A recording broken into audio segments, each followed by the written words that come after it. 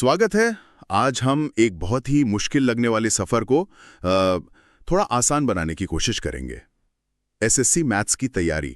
और हमारे पास जो जानकारी है वो एक बहुत ही जाने माने शिक्षक गगन प्रताप सर के YouTube वीडियो से निकाली गई है, जिन्होंने लाखों छात्रों को गाइड किया है। हाँ, तो आज हमारा मकसद सिर्फ टिप्स देना नहीं है। हम चाहते हैं कि एसएससी मैथ्स की तैयारी के लिए एक क्लियर और एक प्रैक्टिकल रोड मैप तैयार हो सके। बिल्कुल, हम ये समझेंगे कि अलग अलग लेवल के छात्रों को कितना समय लग सकता है, पढ़ाई का असल में सही तरीका क्या है, और सबसे जरूरी कौन से फ्री रिसोर्सेज हैं जो गेम चेंजर साबित हो सकते हैं। सही। तो चलिए इस जानकारी को परत दर परत खोलते हैं। सबसे पहली और मुझे लगता है सबसे जरूरी बात जो सोर्स में कही गई है वो ये है कि हर छात्र एक जैसा नहीं होता। हाँ, कोई one size fits all formula नहीं है यहाँ पर। बिल्कुल, सोर्स के मुताबिक छात्रों को 3 अलग-अलग श्रेणियों में बांटा जा सकता है। और अपनी सही कैटेगरी पहचानना ही इस सफर का पहला और सबसे ईमानदार कदम है।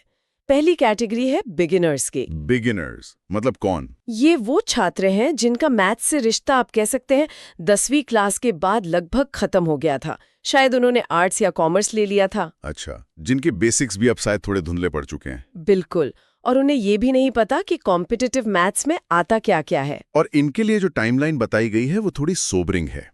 सोर्स इस बात पर बहुत जोर देता है कि ऐसे छात्रों को पूरी तैयारी के लिए कम से कम 1 साल का वक्त चाहिए ही चाहिए। हाँ, और यहाँ एक बहुत बड़ी चेतावनी भी है। क्या? ये जो दावे होते ना 2-3 महीने में मैथ सीखें या 60 दिन में इंस्पेक्टर बने, हाँ, बहुत देखे हैं ऐसे वीडियो। इनसे तो कोसों दूर रहना चाहिए।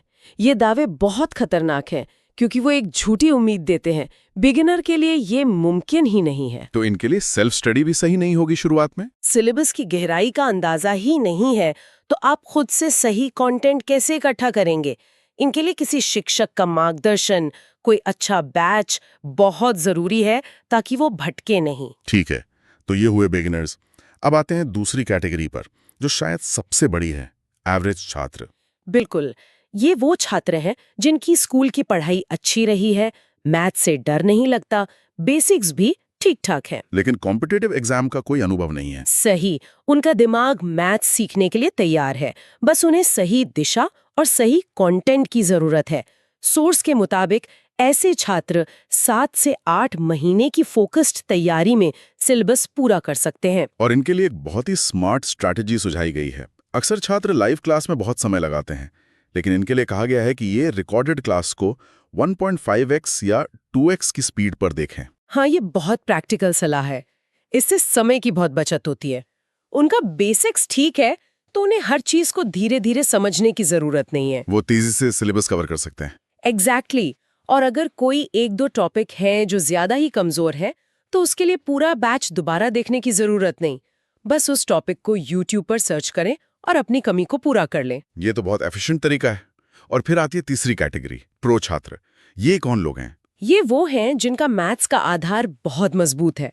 हो सकता है उन्होंने इंजीनियरिंग की हो या मैथ्स में ऑनर्स किया हो। अच्छा, जिनका मैथ्स पर कमांड पहले से अच्छा है। हाँ, और दिलचस्प बात यह है कि ऐसे छात्रों के लिए 3 से 4 महीने का समय भी काफी हो सकता है। 3 से 4 महीने, ये तो बहुत बड़ा अंतर 1 साल के मुकाबले।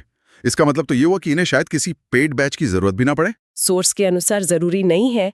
ये बात थोड़ी हैरान करने वाली लग सकती है, लेकिन YouTube पर ही इतना ज्यादा प्रीमियम और क्वालिटी कंटेंट मौजूद है कि अगर कोई प्रो छात्र डिसिप्लिन्ड है, मानसिक रूप से मजबूत है, हाँ, तो वो सिर्फ वहीं से पढ़कर और प्रैक्टिस करके अपना सिलेबस पूरा कर सकता है। लेकिन यहाँ पर अनुशासन एक बहुत बड़ा फैक्टर है। ठीक है, तो पहला स्टेप एकदम क्लियर है, अपनी कैटेगरी को ईमानदारी से पहचानें। लेकिन सोर्स में एक बात पर और भी जोर दिया गया है जो सुनने में थोड़ी अजीब लग सकती है, कि परीक्षा असल में कैसी होती है और उसे पढ़ाया कैसे जाता है। इसमें बहुत बड़ा फर्क है। हाँ, और ये समझना बहुत ही जरूरी है। सोर्स बताता है कि एसएससी की परीक्षा का एक सेट पैटर्न रहा है। क्या पैटर्न है? लगभग 70% पेपर हमेशा आसान आता है, 20% मध्यम दर्जे का होता है और केवल 10% हिस्सा ही मुश्किल होता है। यानी अगर 25 सवाल हैं तो उनमें से मुश्किल से 2-3 सवाल ही सच में चैलेंजिंग होंगे। तो फिर जाल कहाँ है? जाल यही है। कई शिक्षक, चाहे वो YouTube पर हों या अपने पेड बैच में, सिर्फ वही 70% आसान हिस्सा पढ़ाते हैं। अच्छा, ऐसा क्यों? क्योंकि जब आसान चीजें पढ़ाई जाती हैं तो क्लास में बैठे हर छात्र को सब कुछ समझ आता है। उन्हें एक झूठी खुशी मिलती है, एक फॉल्स सेंस ऑफ अकम्प्लिशमेंट की वाह मुझे तो सारा मैथ्स आ गया। ये तो जिम जाने जैसा है। हर कोई बस बाइसेप्स की एक्सरसाइज करना चाहता है क्योंकि वो आसान है और नतीजा जल्दी शीशे में दिखता है, लेकिन लेग डे कोई नहीं करना चाहता। बिल्कुल सही एनालॉजी दिया आपने, जबकि असली ताकत तो वहीं से आती है। तो इसका नतीजा क्या होता है?